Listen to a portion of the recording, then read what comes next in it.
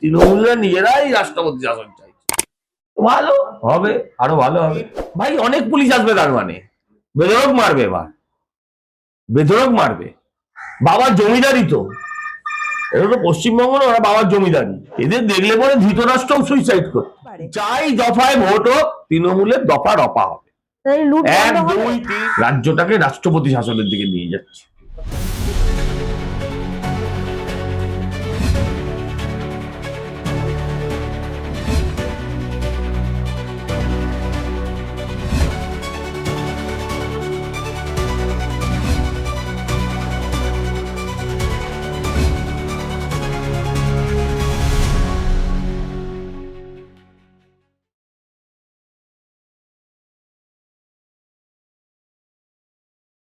আর 7 তারিখ এসআইআর শুনানির শেষ দিন, সেখানেও দেখা যাচ্ছে বাদুড়িয়ার বিডিও অফিসে শুনানি আটকাতে তৃণমূল বিক্ষোভ দেখাচ্ছে। দেখুন, এসআইআর ওরা কোনোদিনই চায়নি। ওদের পিসি, ওদের নেত্রী, ওদের দলের নেতা নেত্রীরা কখনোই কেউই এসআইআরটা হোক চাইনি। তা সত্ত্বেও 99% এসআইআর, 90%, 99% এসআইআর ইতিমধ্যে হয়েছে। এরকম 2-1টা জেলায় ওরা ডিসপিউট করে রাখছে। বাদুড়িয়া টাদুরিয়া, মানে যেখানে দাঁড়া সোজা মুরাদরা থাকে, সেই সব জেলাগুলো ডিসপিউট করে রাখছে। এটা নির্বাচন কমিশন আলাদাভাবে কোনো সিদ্ধান্ত নেবে, কিন্তু ওরা নিজেরাই বুঝতে চাইছে না এই ধরনের ঘটনা যে সাংবিধানিক সমস্যা সৃষ্টি করবে। সেই সাংবিধানিক সমস্যা কিন্তু রাজ্যটাকে রাষ্ট্রপতি শাসনের দিকে নিয়ে যাচ্ছে, যেটা আমরা শত যন্ত্রণার মধ্যেও, যেটা আমরা কখনো দাবি করিনি, এখন দেখছি তৃণমূলরা নিজেরাই রাষ্ট্রপতি শাসন চাইছে। ভালো হবে, আরো ভালো হবে। সুপ্রিম কোর্টে সওয়াল করে মুখ্যমন্ত্রী দাবি জানিয়েছিলেন যে সুপ্রিম কোর্টে সওয়াল করেননি, সুপ্রিম কোর্টে খানিকটা বাওয়াল করেছিলেন। My lord, my lord, my lord, this is not true, not true. এটা ওনার কালীঘাটের পটুয়াপাড়াটা নয়, এটা সুপ্রিম কোর্ট। ওনার চোখে পার্লামেন্ট, পটুয়াপাড়া আর সুপ্রিম কোর্ট সবই সমান অবস্থা, এটাও ঠিক। রাজ্য সরকারের যে সমস্ত নথি আছে সেগুলো নাকি নির্বাচন কমিশনকে গ্রহণ করতে হবে, সেক্ষেত্রে স্বাস্থ্যসাথী কার্ডও কি তাহলে বাবার জমিদারি নাকি? কালকে আমিও বলবো আমার রেসিডেন্সিয়াল সার্টিফিকেটও গ্রহণ করতে হবে। বাবার জমিদারি। নির্বাচন কমিশন কি গ্রহণ করবেন না করবেন সেটা নির্বাচন কমিশন সিদ্ধান্ত নেবেন, না রাজ্যের মুখ্যমন্ত্রী। কিছু মদন, কিছু কেলানে তারা খুব খুশি হয়েছে যে কি করলো মমতা দি, কিন্তু কতটা অপমানিত হলো বাংলা সেটা একবার কেউ ভাবলো না। সেটা কেউ ভাবলো না কতটা অপমানিত হলো বাংলা।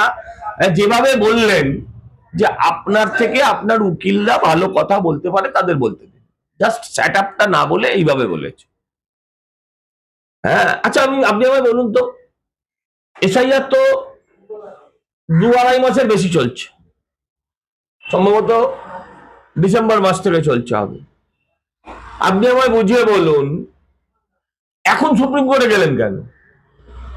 হিয়ারিংও তো অনেকদিন চলছে। এই 3 তারিখে উনি হঠাৎ করে সুপ্রিম কোর্টে গেলেন কেন? আচ্ছা, ধরুন অভয়ার সময় সুপ্রিম কোর্টে যাকে দেখা যায়নি, ভাইপোকে বাঁচাতে প্রতিনিয়ত কোটি কোটি টাকার উকিল দাঁড় করিয়েছেন, মানে ভাইপোর ক্ষেত্রে উকিলে আস্থা রাখলেন, এসআইআর এর ক্ষেত্রে উকিলে আস্থা রাখতে পারলেন না। এসআইআর এর শেষ দিন দাঁড়ালেন কেন? এর আগে মহুয়া মৈত্রদের দিয়ে যখন করিয়েছিলেন কেসটা, তখন উনি যাননি কেন? উনি তো জানেন প্রথম দিন কখনো কোনো অর্ডার পাওয়া যেতে পারে না। উনি এরকম লাস্ট 3 তারিখ 4 তারিখ যখন 7 তারিখে শেষ হয়ে যাবে, কালকে তো আর, কালকের পরে 10 তারিখে গিয়ে তো আর হিয়ারিং এর বিরুদ্ধে কিছু বলা যাবে না। হিয়ারিং তো ততক্ষণে অলরেডি কমপ্লিটেড। পুরোটাই আইওয়াস, পুরোটাই খিঁচমেরি ফটো, পুরোটাই নাটক। সংখ্যালঘুদের দেখালো আমি তোমাদের জন্য এতটা লড়লাম, কিন্তু তুমি যে কি ঢপের লড়াই লড়লে এটা সংখ্যালঘুরা বুঝেছে। ভাইপোকে বাঁচাতে কোটি টাকার উকিল, আর এসআইআর আটকাতে কলকাতার কোকিল। হয়, কোকিল বলা ভুল হলো, কোকিলের সঙ্গে মতন দেখতে যাদের তাদের কথা ভাববেন, গলার চটটা বাদ দেবেন। শুনানি করতে গিয়ে দেখা গেছে একাধিক জায়গায় যেখানে বাবা একজন কিন্তু সন্তান কোথাও 389, কোথাও 199। হ্যাঁ, সেটাই তো বলছি, ধৃতরাষ্ট্র সুইসাইড করতো এদের দেখলে পরে, ধৃতরাষ্ট্র সুইসাইড করতো। এরা প্রায় আমাদের ভারতীয় পুরাণে সগর রাজাকে হার মানায়।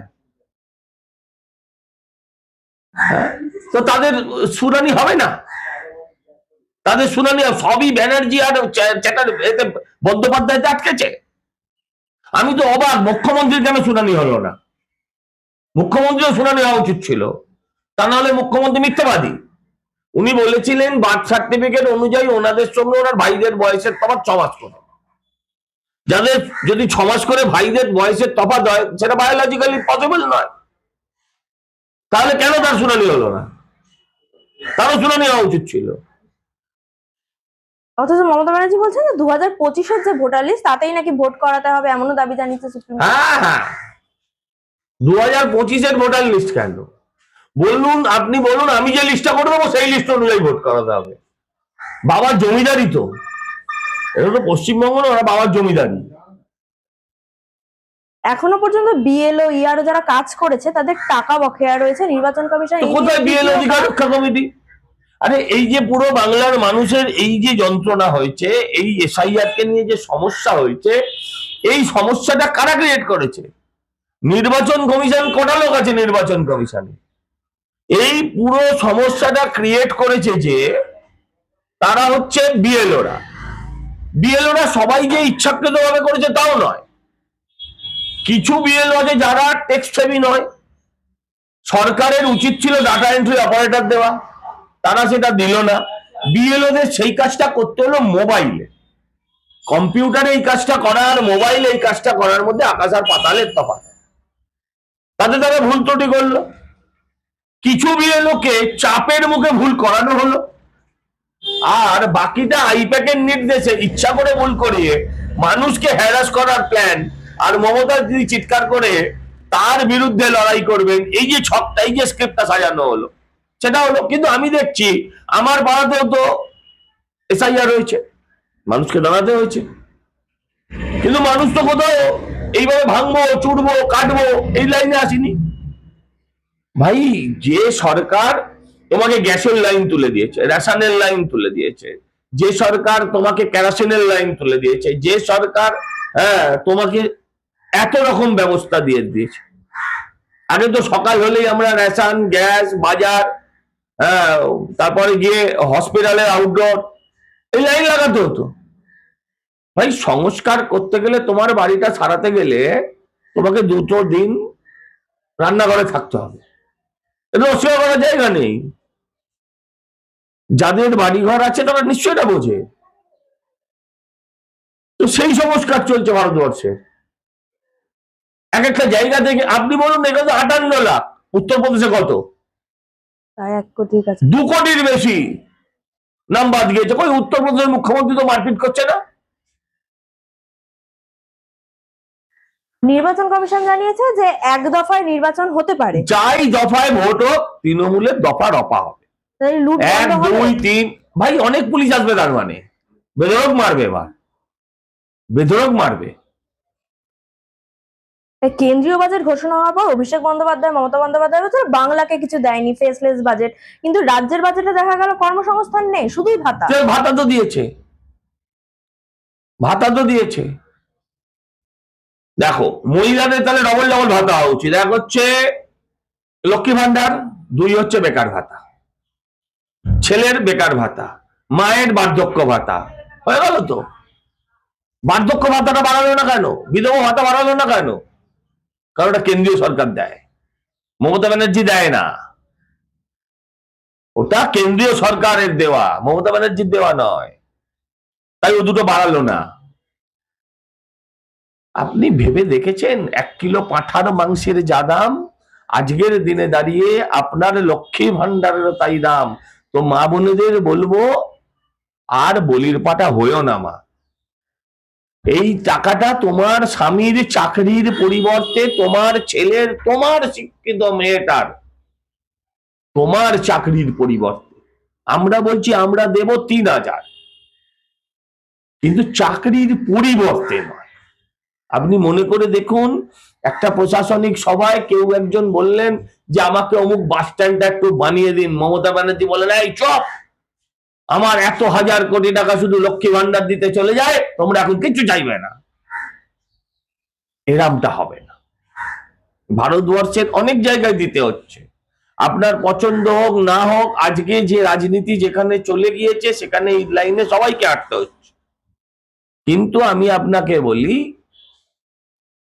আপনাকে বুঝিয়ে বলি, ভারতীয় জনতা পার্টি যেখানে আছে বা বিজেপিরাও দক্ষিণ ভারতে বহু বছর আগে থেকে মাথা চলে, আপনি সেদিকে তাকিয়ে দেখুন, উন্নয়নটা কিন্তু বন্ধ হয়ে যায়। উন্নয়ন মানে ভাতা এটা নয়। বলছি ননসেন বলে একজন ক্রিয়েটার, তিনি শাসক দলের যে ক্রিয়াকলাপগুলো রয়েছে সেটা নিয়ে একটা কন্টেন্ট বানিয়েছিলেন। তারপরই দেখা গেল কন্টেন্টটা ভাইরাল হলো, তারপর থেকেই তার উপর একাধিক অভিযোগ আনা হচ্ছে। ইতিমধ্যে দেখুন, অভিযোগটা যেটা এসছে সেটা বেশ গুরুতর। কেউ সরকার বিরোধী কন্টেন্ট বানালে সে অপরাধী হতে পারে না, এ কথাও বলবো না। তদন্ত চলছে, তদন্তে সত্যিটা উঠে আসুক, আমি এটা চাই। তদন্তটা নিরপেক্ষ হোক, অপরাধী অভিযোগকারী হোক বা যে অভিযুক্তই হোক, যে মিথ্যাচার যে চলছে বাংলার মানুষের কাছে, তার সত্যটা বেরিয়ে আসুক। যে অভিযোগ শোনা যাচ্ছে সেই অভিযোগ যদি সত্য হয় তাহলে এটা একটা গুরুতর অপরাধ, সে যার কন্টেন্ট যাই ক্রিয়েট করুক না।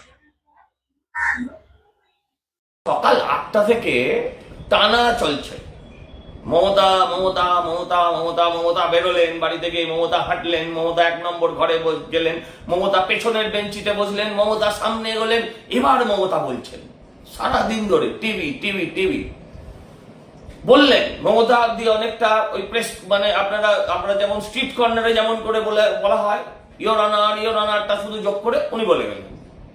উনি ভবিষ্যতে আলিপুর জজকোর্টের গাছতলায় বসে কোনো ওকালতি করবেন না করবেন তার মধ্যে যাচ্ছি না, কিন্তু আমি জানতে চাই, দেখছি বাঙালির একটা অংশ বিশেষ করে তৃণমূলীরা খুব নাচছে যে দিদি কি খেললো, দিদি কি খেললো। শুনুন, পাপ এমন করে খণ্ডাবে না।